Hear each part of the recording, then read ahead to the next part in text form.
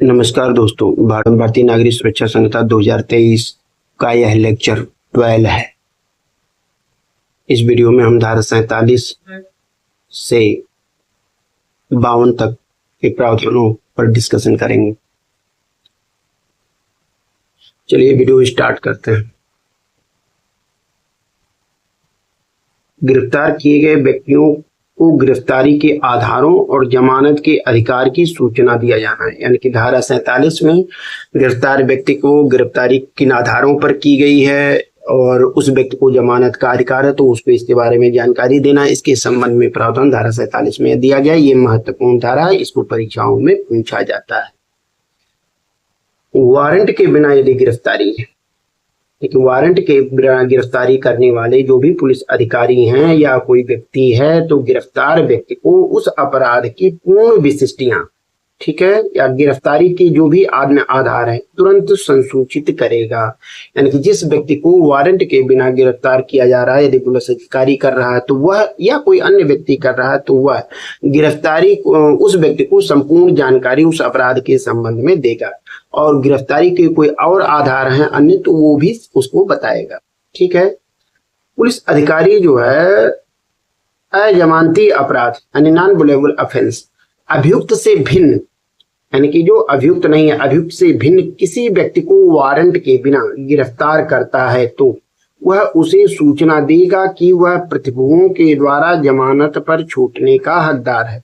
यानी कि यदि पुलिस अधिकारी नॉन बेलेबल ऑफेंस का कोई एक्यूज्ड है उससे भिन्न, यानी कि कहने का मतलब है कि जो नॉन बेलेबल ऑफेंस का एक्यूज्ड नहीं है, यानी कि बेलेबल ऑफेंस का एक्यूज्ड है व्यक्ति है, तो ऐसी स्थितियों में कहा कि यदि किसी व्यक्ति को वारंट के बिना गिरफ्तार करता है तो ठीक है, तो वह उसे सूचना देगा, यानी पुलिस अधिकारी उसको बताएगा कि तुम जो है प्रतिभुओं के द्वारा यानी सिक्योरिटी देकर के जमानत पर छूटने का हक है तुम्हारे पास, तुम छूट सकते हैं।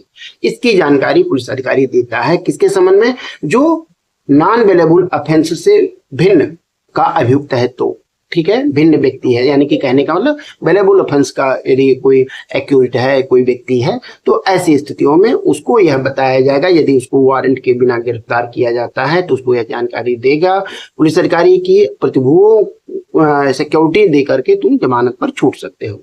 ठीक है।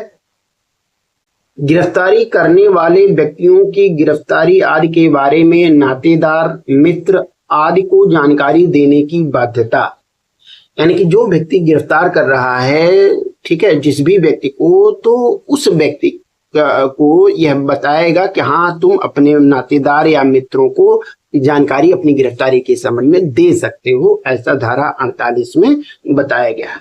तो कह रहा जो गिरफ्तार करने वाला जो पुलिस अधिकारी है, पुलिस अफसर है, कह रहा कि या अन्य व्यक्ति गिरफ्तारी यानी कि अन्य व्यक्ति यदि कोई गिरफ्तार कर रहा है तो कह रहा कि गिरफ्तार व्यक्ति की गिरफ्तारी और जहां उसे रखा गया है उसकी जानकारी उसके मित्रों, नातेदारों या उस अन्य व्यक्ति को जिसे गिरफ्तार व्यक्ति ने निर्दिष्ट किया है उसे जानकारी देगा। और जिले में जो पदावेद पुलिस अधिकारी है यानी धारा 37 के तहत को भी सूचना देगा। ठीक है। और पुलिस अधिकारी गिरफ्तार व्यक्ति को पुलिस थाने में लाने पर तुरंत ही ऐसे नामित व्यक्ति के बारे में सूचित करेगा।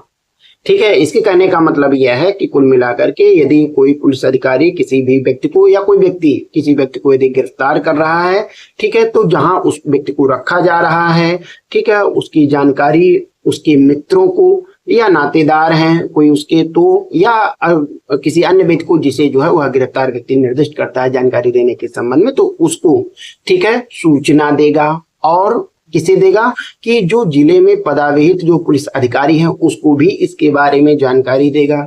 ठीक है। पुलिस अधिकारी जो है गिरफ्तार व्यक्ति को पुलिस थाने में लाने पर, यानी कि जैसे ही लाता है तुरंत यानी कि उसमें देरी नहीं होनी, तुरंत ही इस तरह के नामित व्यक्तियों को इसके बारे में जानकारी यानी सूचित करेगा। यानी किसके संबंध में करा, मित्रों को, नातेदारों को या जो है गिरफ्तार व्यक्ति जिस व्यक्ति को निर्दिष्ट किया है तो तुरंत ही उसको सूचित करेगा। ठीक है।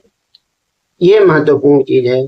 ठीक है। और डीएम जो है, डीएम के समक्ष गिरफ्तार व्यक्ति लाया जाता है तो उसका यह कर्तव्य होगा कि वह अपना यह समाधान करे कि ऐसी अपेक्षाओं का पालन किया गया है। यानी कि जिस भी मजिस्ट्रेट के समक्ष, सॉरी जिला नहीं, जिस मजिस्ट्रेट के समक्ष गिरफ्तार व्यक्ति को लाया जाता है तो उसकी यह ड्यूटी है कि वह अपना यह समाधान करे कि ऐसी अपेक्षाओं का, यानी कि ये जो चीजें बताई गई इसका अनुपालन किया गया है।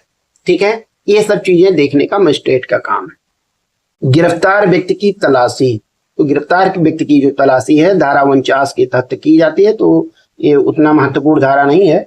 ठीक है, तो इसमें यह है कि पुलिस अधिकारी वारंट के अधीन जिसमें जमानत लिए जाने का उपबंध नहीं है, यानी कि यदि वारंट के अधीन गिरफ्तार किया गया है और उसमें जो है जमानत के लिए प्रावधान नहीं है, ठीक है, तो कह रहा कि जमानत के लिए जाने का उपबंध नहीं है, या जिसमें जमानत लिए जाने का उपबंध है किंतु गिरफ्तार व्यक्ति जमानत नहीं दे सकता है, ठीक है, और उसे गिरफ्तार किया जाता है, इस तरह के प्रावधानों में।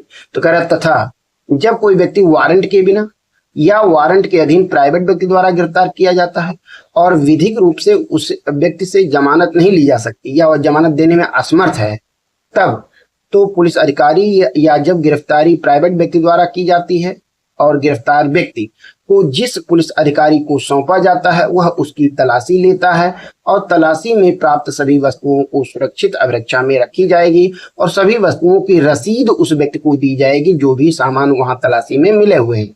ठीक है, किंतु उसे आवश्यक वस्त्रों को उतारा नहीं जाएगा, यानी कि जो उसके आवश्यक वस्त्र हैं उसको नहीं उतारा जाएगा।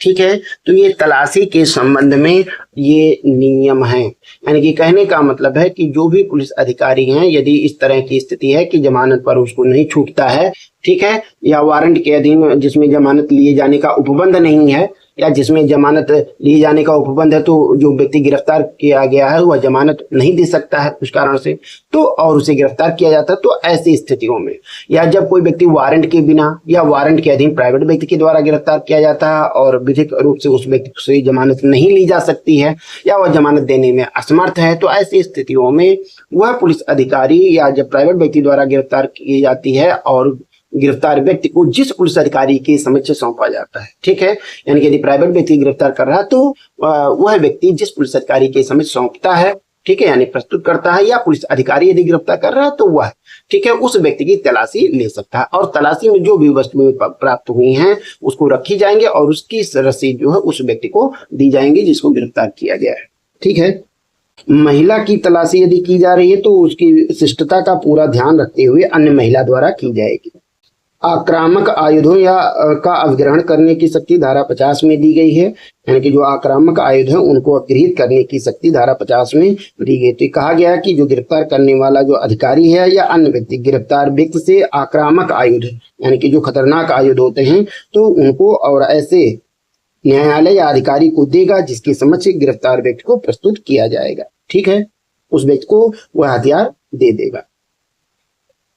पुलिस अधिकारी की प्रार्थना पर चिकित्सा व्यवसायी द्वारा अभियुक्त की परीक्षा, यानी धारा 51, जब गिरफ्तार व्यक्ति शारीरिक परीक्षा से अपराध के बारे में साक्ष्य का पता चलने की संभावना हो, यानी पुलिस अधिकारी की प्रार्थना पर चिकित्सा व्यवसायी द्वारा, ठीक है, अभियुक्त की परीक्षा, ये धारा 51 है। इसमें पीटी में ये धारा पूछी जाती है। इसमें कहा गया जब गिरफ्तार व्यक्ति की शारीरिक परीक्षा से अपराध के बारे में साक्ष्य का पता चलने की संभावना हो तो ऐसी स्थितियों में एसआई रैंक के या उससे ऊपर रैंक के पुलिस अधिकारी की प्रार्थना पर जो रजिस्टर्ड जो है डॉक्टर हैं, ठीक है, उसके शरीर की परीक्षा करेगा। इनके रजिस्टर्ड जो मेडिकल ऑफिसर हैं, प्रैक्टिशनर हैं, तो वो जो है उसकी शरीर की परीक्षा करेंगे। ठीक है, चिकित्सा परीक्षण संबंधी कुछ नियम है। तो कह रहा कि महिला का यदि शारीरिक परीक्षा किया जा रहा है तो ऐसी स्थितियों में उसकी परीक्षा केवल महिला मेडिकल प्रैक्टिशनर के द्वारा किया जाएगा या उसके सुपरविजन में ही की जाएगी। ठीक है, रजिस्टर्ड जो चिकित्सा व्यवसायी है अविलंब बिना किसी विलंब के जो भी रिपोर्ट है उसको इन्वेस्टिगेशन ऑफिसर को भेजेगी। ठीक है, अब धारा 52 क्या कहती है? धारा 52 क्या कहती है? बलात्संग के अपराधी की चिकित्सा व्यवसायी द्वारा परीक्षण। ये धारा 52 ये भी पीटी में अक्सर करके पूछता है इस धारा को। कह जब किसी व्यक्ति को बलात्संग यानी रेप या उसके प्रयत्न यानी कि रेप का अटेम्प्ट के आरोप में गिरफ्तार किया जाता है और उसके शरीर की परीक्षा से अपराध के बारे में साक्ष्य प्राप्त होने का विश्वास करने का उचित आधार है तो अस्पताल में नियोजित यानी कि जो रजिस्टर्ड चिकित्सा व्यवसायी हैं उनके द्वारा परीक्षा कराई जाएगी। ठीक है। दूरी का, अब इसमें दूरी का है, यदि रजिस्टर्ड चिकित्सा व्यवसायी अपराध किए गए स्थान से 16 किलोमीटर के भीतर अनुपस्थित है तो ऐसे पुलिस अधिकारी जो एसआई रैंक से नीचे के ना हो उसके निवेदन पर कोई भी रजिस्टर्ड चिकित्सा व्यवसायी सद्भाव पूर्वक सहायता करते हुए परीक्षा करेगा। यानी कहने का मतलब यह है कि यदि रजिस्टर्ड चिकित्सा व्यवसायी है, मेडिकल प्रैक्टिशनर हैं, तो अपराध किए गए स्थान से यदि उनकी 16 किलोमीटर के भीतर उपस्थिति नहीं है, यानी कि 16 किलोमीटर से अधिक दूरी है, तो ऐसी स्थितियों में जो एसआई है, एसआई के रैंक से नीचे का नहीं है, एसआई रैंक का है, ठीक है, तो उसके निवेदन पर कोई भी रजिस्टर्ड जो मेडिकल प्रैक्टिशनर है सद्भाव पूर्वक सहायता करते हुए परीक्षा करेगा। ठीक है। रिपोर्ट की सामग्री, रिपोर्ट में जो भी मिलेगा उसके प्रत्येक निष्कर्ष के कारण संक्षेप में अवलिखित किए जाएंगे तथा उसमें जो परीक्षा के प्रारंभ और समाप्त होने का सही समय अंकित किया जाएगा। जो रजिस्टर्ड चिकित्सा व्यवसायी बिना किसी विलंब के, ठीक है, रिपोर्ट अन्वेषण अधिकारी को भेजेगा और वह उसे धारा 193 में निर्दिष्ट मजिस्ट्रेट को 193 के धारा 6 के खंड क में निर्दिष्ट दस्तावेज के भाग के रूप में भेज देगा। ठीक है। यदि यह वीडियो अच्छा लगा हो तो please like, subscribe and share अवश्य कीजिए। धन्यवाद।